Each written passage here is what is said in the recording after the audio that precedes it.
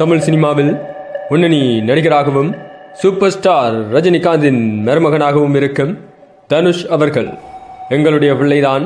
ஆம், இன்றைய தினத்தில் அனைவராலும் தனுஷ் என்று அழைக்கப்படும் இவர்தான் எங்களுடைய கலை செல்வன் என்று உறுதிப்படுத்தும் வகையில் கடைசியாக தங்களிடம் இருந்த இறுதி ஆயுதத்தை பயன்படுத்தி இருக்கின்றார்கள் கதிரேசன் தம்பதியர்கள்.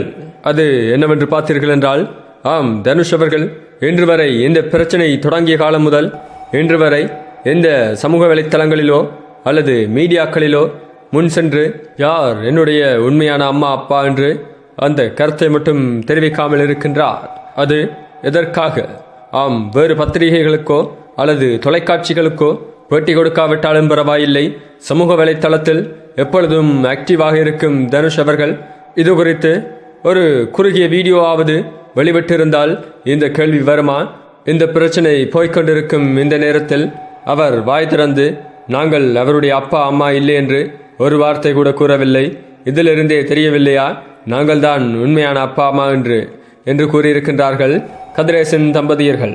அது மட்டுமல்லாமல் நீதிமன்றத்துக்கு அவர் அனுப்பி வைத்திருக்கும் கடிதத்தில் இருக்கும் கையெழுத்து அவருடையது அல்ல, அது வேறு யாரோ அவருடையதை போன்றே கையெழுத்திட்டு இருக்கின்றார்கள் என்ற குற்றச்சாட்டையும் வைத்திருக்கின்றார்கள். எதுவாக இருப்பினும் இந்த குற்றச்சாட்டுகள் நடிகர் தனுஷுடைய வழக்கின் மீது மீண்டும் ஒரு சந்தேகத்தை ஏற்படுத்தி இருக்கின்றது. இதுபோன்ற தமிழ் சினிமா செய்திகள் மற்றும் சூடான சுவாரஸ்யமான அரசியல் செய்திகள் என்ற அனைத்தையும் ஒரே இடத்தில் பார்த்தும் கேட்டும் தெரிந்தும் மகள இந்த சேனலை சப்ஸ்கிரைப் செய்யவும். நன்றி, வணக்கம்.